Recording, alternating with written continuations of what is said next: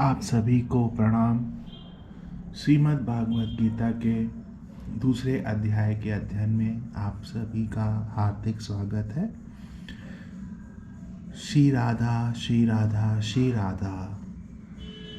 चलिए हम अध्ययन जारी रखते हैं। हमने देखा कि पिछले अंक में प्रश्न था कि अर्जुन के कौन से वचनों को लक्ष्य करके भगवान ने यह कहा है कि तुम पंडितों सरीखी बातें कर रहे हो।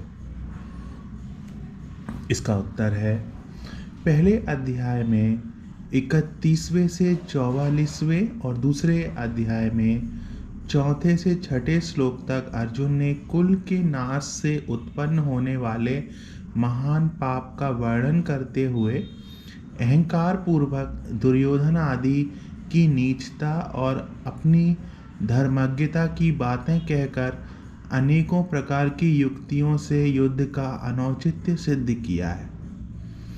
उन्हीं सब वचनों को लक्ष्य करके भगवान ने यह कहा है कि तुम पंडितों सरीखी बातें कह रहे हो। प्रश्न है, गतासून और अगतासून किन का वाचक है तथा उनके लिए पंडित जन शोक नहीं करते, इस कथन का क्या अभिप्राय है? उत्तर है, जिनके प्राण चले गए हों उनको गतासु और जिनके प्राण ना गए हों उनको अगतासु कहते हैं। उनके लिए पंडित जन शोक नहीं करते। इस कथन से भगवान ने यह भाव दिखलाया है कि जिस प्रकार तुम अपने पिता और पितामह आदि मरकर परलोक में गए हुए पितरों के लिए चिंता कर रहे हो कि युद्ध के परिणाम से हमारे कुल का नाश हो जाने पर वर्ण संकरता फैल जाने से हमारे पितर लोग नरक में गिर जाएंगे इत्यादि, तथा सामने खड़े हुए बंधु बांधवों के लिए भी चिंता कर रहे हो कि इन सब के बिना हम राज्य और भोगों को लेकर ही क्या करेंगे। कुल का संहार हो जाने से स्त्रियां भ्रष्ट हो जाएंगी इत्यादि। इस प्रकार की चिंता पंडित लोग नहीं करते, क्योंकि पंडितों की दृष्टि में एक सच्चिदानंद घन ब्रह्म ही नित्य और सत वस्तु है। उससे भिन्न कोई वस्तु ही नहीं है। वही सबका आत्मा है। उसका कभी किसी प्रकार भी नाश नहीं हो सकता और शरीर अनित्य है। वह रह नहीं सकता तथा आत्मा और शरीर का संयोग वियोग व्यवहारिक दृष्टि से अनिवार्य होते हुए भी वास्तव में स्वप्न की भांति कल्पित है। फिर वे किसके लिए शोक करें और क्यों करें? किंतु तुम शोक कर रहे हो, इसीलिए जान पड़ता है कि तुम पंडित नहीं हो, केवल पंडितों की सी बातें ही कर रहे हो। प्रश्न है, संबंध है। पूर्व श्लोक में भगवान ने अर्जुन से यह बात कही कि जिन भीष्मादि स्वजनों के लिए शोक करना उचित नहीं है, उनके लिए तुम शोक कर रहे हो। इस पर जानने की इच्छा होती है कि उनके लिए शोक करना किस कारण से उचित नहीं है। अतः पहले भगवान आत्मा की नित्यता का प्रतिपादन करते हुए आत्मदृष्टि से उनके लिए शोक करना अनुचित सिद्ध करते हैं। न त्वेवहं जातुं नासुं न त्वं नेमे जनाधिपः न चैव भविष्यामः सर्वे वयमतः परम्। न तु एव अहं जातु न आसं न त्वं न इमे जनाधिपः न च एव न भविष्यामः सर्वे वयम् अतः परम्। न तू तो एवं ऐसा एव ही है कि अहम मैं जातु किसी काल में न नहीं आसम था अथवा त्वम तू न नहीं आसी था इमे ये जनाधिपा राजा लोग न नहीं आसन थे। च और न एवं ऐसा एव ही है कि अतः इससे परम आगे वयम हम सर्वे सब न नहीं भविष्यामा रहेंगे। ना तो ऐसा ही है कि हम किसी काल में, ना तो मैं किसी काल में नहीं था या तू नहीं था, अथवा ये राजा लोग नहीं थे, और ना ही ऐसा ही है कि इससे आगे हम सब नहीं रहेंगे। इस श्लोक में भगवान के कथन का क्या अभिप्राय है? उत्तर है, इसमें भगवान ने आत्म रूप से सबकी नित्यता सिद्ध करके यह भाव दिखलाया है कि तुम जिनके नाश की आशंका कर रहे हो, उन सबका या तुम्हारा हमारा कभी किसी भी काल में अभाव नहीं है।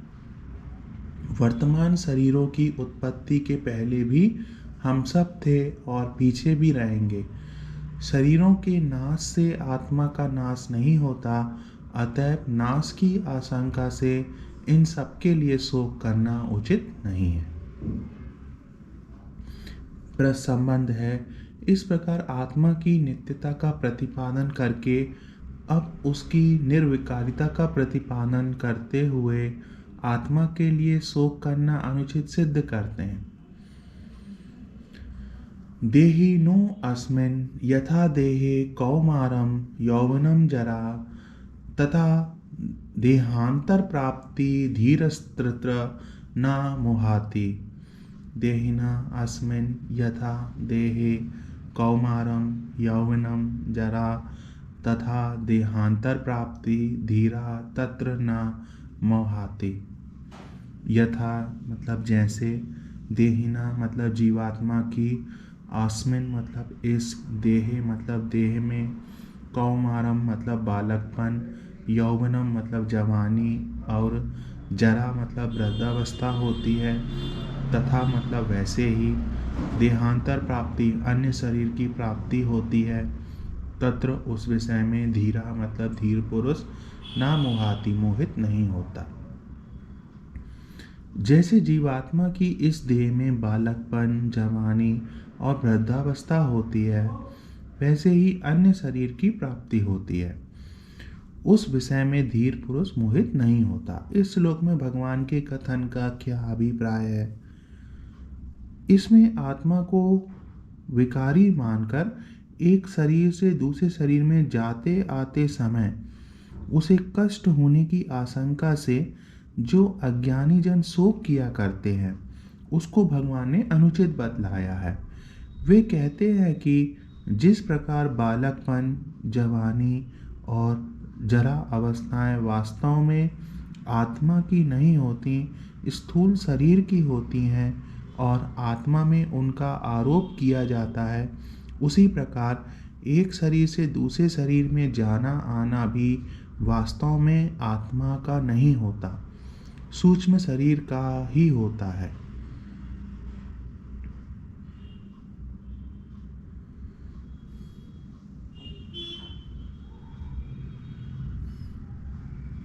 और उसका आरोप आत्मा में किया जाता है। अतएव इस तत्व को ना जानने वाले अज्ञानी जन ही देहांतर की प्राप्ति में शोक करते हैं, धीर पुरुष नहीं करते, क्योंकि उनकी दृष्टि में आत्मा का शरीर से कोई संबंध नहीं है, इसलिए तुम्हारा शोक करना उचित नहीं है।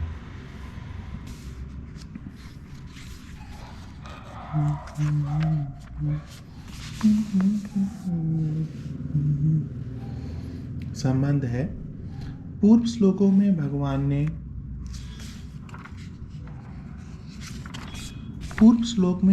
ने आत्मा की नित्यता और निर्विकारिता प्रतिपादन करके उसके लिए शोक करना अनुचित सिद्ध किया। उसे सुनकर यह जिज्ञासा होती है कि आत्मा नित्य और निर्विकार हो तो भी बंधु बांधव आदि के साथ होने वाले संयोग वियोग आदि से सुख दुख का प्रत्यक्ष अनुभव होता है, अतएव शोक हुए बिना कैसे रह सकता है? इस पर भगवान सब प्रकार के संयोग वियोग आदि को अनित्य बतलाकर उनको सहन करने की आज्ञा देते हैं। मात्रा स्पर्शस्तु कौन्तेय शीतोष्ण सुखदा खदा आगमापायिनो अनित्यस्तामस्तिच्छस्व भारत। मात्रा स्पर्शः तु कौन्तेय शीतोष्ण सुखदा खदा आगमाप्यायिनः अनित्या तान तितिक्षस्व भारत। कौन्तेय, हे कुंती पुत्र, शीतोष्ण सुख दुखदा, सर्दी गर्मी और सुख दुख को देने वाले मात्रा स्पर्शा इंद्रिय और विषयों के संयोग, तू तो आगमाप्यायिना उत्पत्ति विनाशशील और अनित्य हैं, इसीलिए भारत, हे भारत, तान उनको तितिक्षस्व सहन कर। हे कुंती पुत्र, सर्दी गर्मी दुख सुख को देने वाले इंद्रिय और विषयों के संयोग तो उत्पत्ति विनाशशील और अनित्य हैं, इसीलिए हे भारत उनको तू सहन कर। प्रश्न है, मात्रा स्पर्शः पद यहाँ किनका वाचक है? उत्तर है, जिनके द्वारा किसी वस्तु का माप किया जाए, उसके स्वरूप का ज्ञान प्राप्त किया जाए, उसे मात्रा कहते हैं। अतः मात्रा से यहाँ अंतःकरण सहित सभी इंद्रियों का लक्ष्य है और स्पर्श कहते हैं संबंध या संयोग को। अतः करण सहित इंद्रियों का शब्द स्पर्श रूप रस गंध आदि उनके विषयों के साथ जो संबंध है, उसी को यह मात्रा स्पर्शा पद से व्यक्त किया गया है। प्रश्न है, उन सबको शीतोष्ण सुखदा खदा कहने का क्या अभिप्राय है?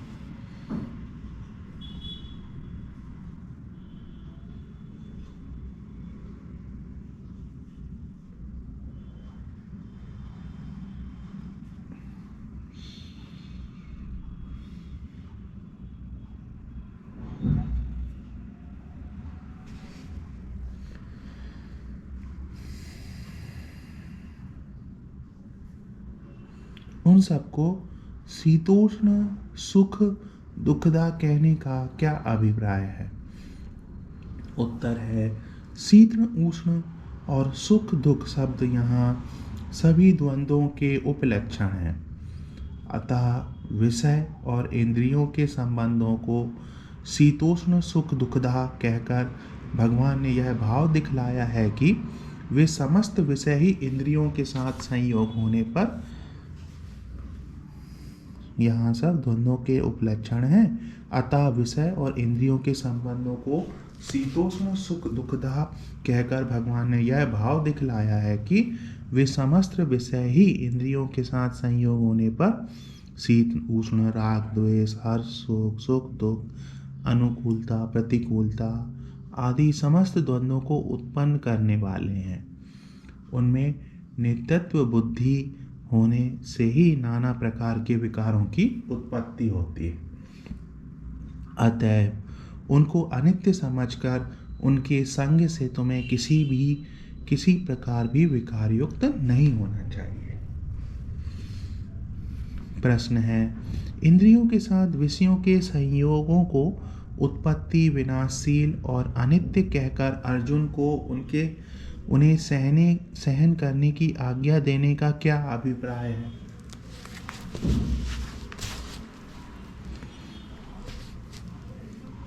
ऐसी आज्ञा देकर भगवान ने यह भाव दिखलाया है कि सुख दुख देने वाले जो इंद्रियों के विषयों के साथ संयोग हैं, वे क्षण भंगुर और अनित्य हैं, इसीलिए उनमें वास्तविक सुख का लेस भी नहीं है। अतः तुम उनको सहन करो, अर्थात उनको अनित्य समझकर उनके आने जाने में राग द्वेष और हर्ष शोक मत करो। बंधु बांधवों का संयोग भी इसी में आ जाता है, क्योंकि अंतःकरण और इंद्रियों के द्वारा ही अन्य विषयों की भांति उनके साथ संयोग वियोग होता है। अतः यह सभी प्रकार के संयोग वियोगों के परिणाम स्वरूप सुख दुखों को सहन करने के लिए भगवान का कहना है, सुख दुख को सहन करने के लिए भगवान का कहना है। यह बात समझ लेना चाहिए। संबंध है, इन सबको सहन करने से क्या लाभ होगा, इस जिज्ञासा पर कहते हैं, यम ही न व्यथयत्यते पुरुष सर्वा सम दुख सुखम धीरम सो अमृतत्वाप कल्पते। यम ही न व्यथयन्ति एते पुरुष सम दुख सुखम धीरम सा अमृत कल्पते। ही क्योंकि पुरुष सर्व, हे पुरुष श्रेष्ठ, सम दुख सुखम, दुख सुख को समान समझने वाले, यम जिस, धीरम धीर, पुरुषम पुरुष को, एते ये इंद्रियां और विषयों के संयोग, न व्यथयन्ति व्याकुल नहीं करते, सह वह, अमृतत्वा मोक्ष के, कल्पते योग्य होता है। क्योंकि हे पुरुष श्रेष्ठ, सुख दुख को समान समझने वाले जिस धीर पुरुष को ये इंद्रिय और विषयों के संयोग व्याकुल नहीं करते, वह मोक्ष के योग्य होता है। यहाँ ही का क्या अभिप्राय है? उत्तर है, ही यहाँ हेतु के अर्थ में है। अभिप्राय यह है कि इंद्रियों के साथ विषयों के संयोगों को किस लिए सहन करना चाहिए, यह बात इस श्लोक में बतलाई जाती है। प्रश्न है, पुरुष सर्व संबोधन का क्या भाव है? उत्तर है, ऋषभ श्रेष्ठ का वाचक है, अतः पुरुषों में जो अधिक सूरवीर एवं बलवान हो उसे पुरुष सर्व कहते हैं। यहाँ अर्जुन को पुरुष सर्व नाम से संबोधित करके भगवान ने यह भाव दिखलाया है कि तुम बड़े सूरवीर हो, सहनशीलता तुम्हारा स्वाभाविक गुण है, अतः तुम सहज ही में इन सबको सहन कर सकते हो। धीरम पद का वाचक, धीरम पद किसका वाचक है? धीरम पद अधिकांश में परमात्मा को प्राप्त पुरुष का ही वाचक होता है, पर कहीं कहीं परमात्मा की प्राप्ति के पात्र को भी धीर कह दिया जाता है। अतः यह धीरम पद सांख्य योग के साधन में परिपक्व स्थिति पर पहुंचे हुए साधक का वाचक है।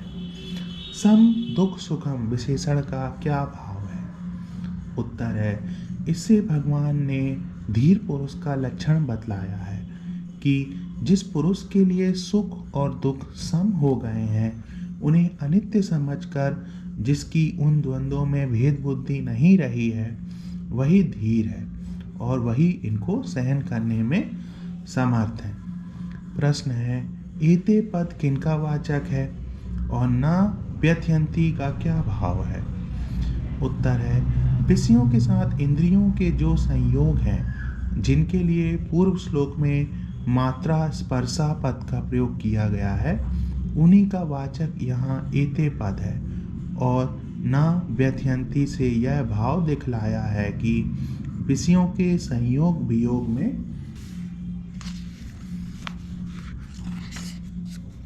राग द्वेष और हर्ष शोक न करने का अभ्यास करते करते जब साधक की ऐसी स्थिति हो जाती है कि किसी भी इंद्रिय का किसी भी योग भोग के साथ संयोग किसी प्रकार उसे व्याकुल नहीं कर सकता,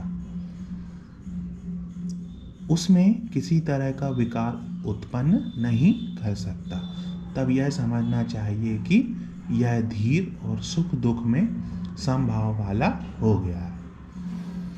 प्रश्न है, वह मोक्ष के योग्य होता है, इसका क्या भाव है? इससे भगवान ने यह दिखलाया है कि उपर्युक्त समभाव वाला पुरुष मोक्ष का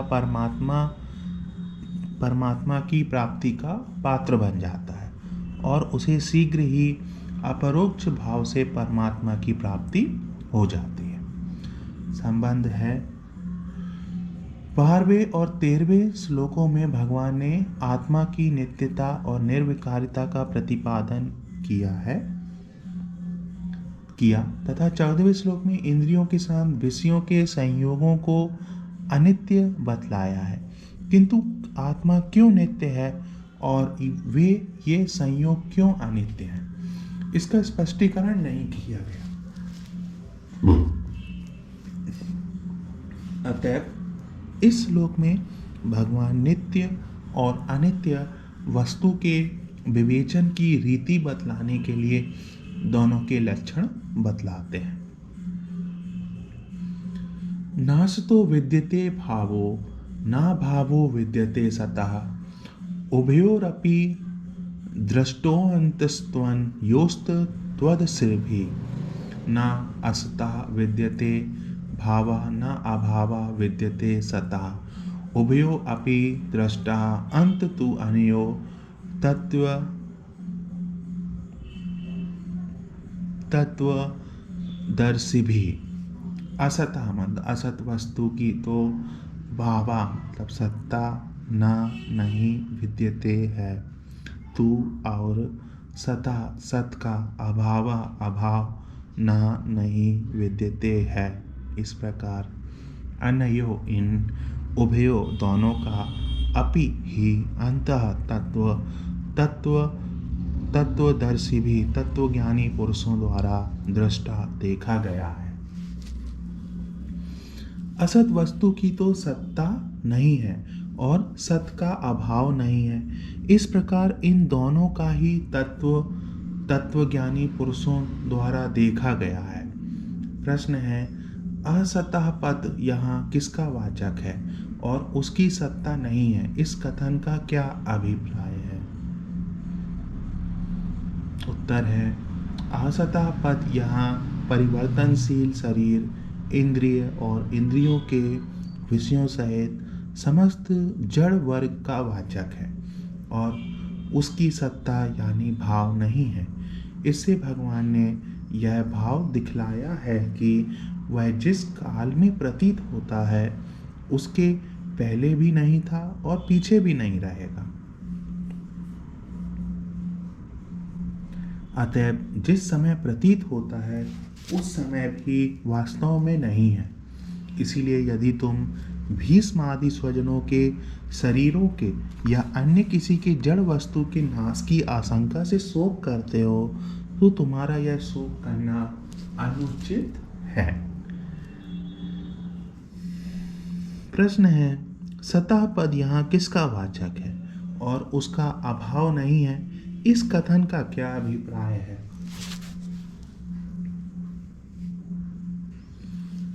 उत्तर, सतः पद यहाँ परमात्म तत्व का वाचक है जो सर्वव्यापी और नित्य है, उसका अभाव नहीं है।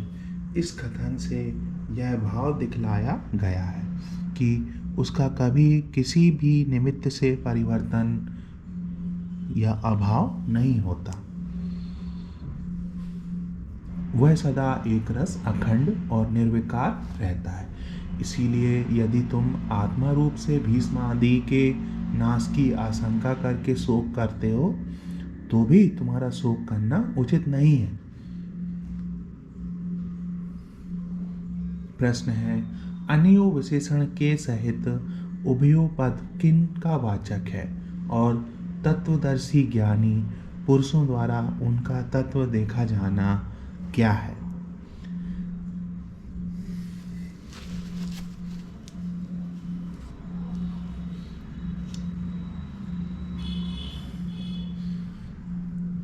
उत्तर है, अन्यो विशेषण के सहित उभयो पद उपर्युक्त असत और सत दोनों का वाचक है तथा तत्व को जानने वाले महापुरुषों द्वारा उन दोनों का विवेचन करके जो यह निश्चय कर लेना है कि जिस वस्तु का परिवर्तन और नाश होता है, जो सदा नहीं रहती, वह असत है।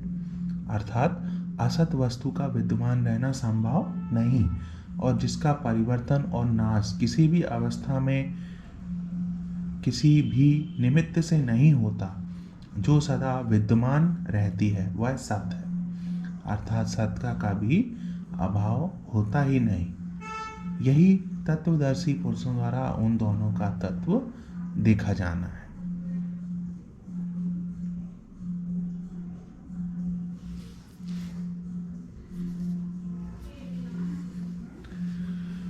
संबंध है।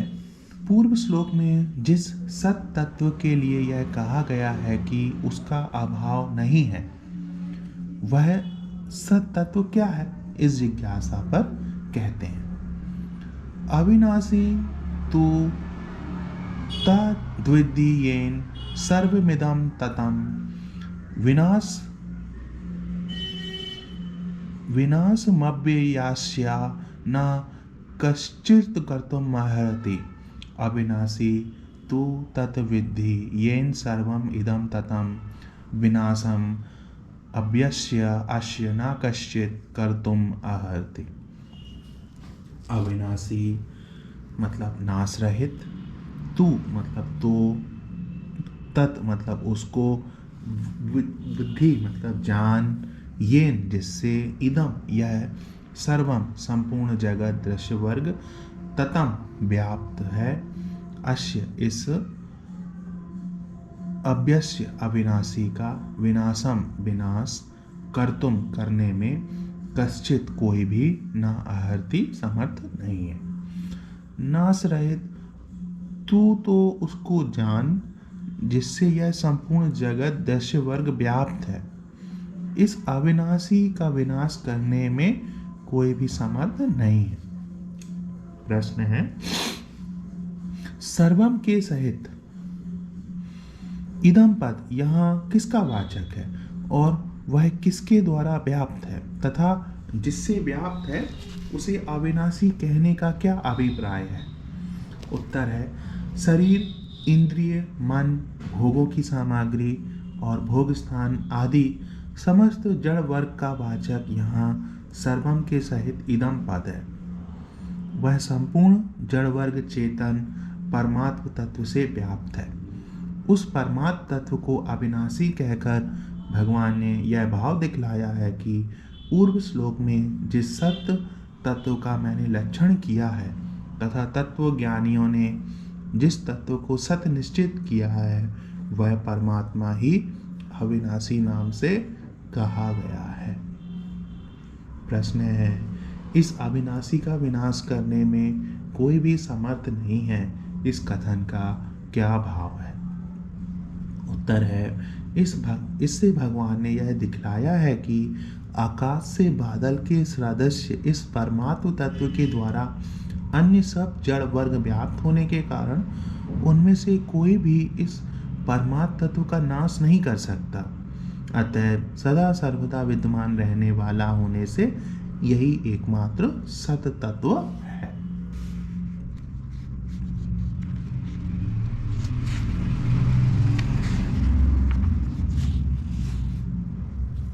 आगे का अध्ययन हम अगले अंक में जारी रखेंगे। चलिए अभी के लिए हम गीता अध्ययन को विराम देते हैं। आने वाले वीडियो में हम यहीं से ही दूसरे अध्याय का अध्ययन जारी रखेंगे। श्री राधा श्री राधा श्री राधा।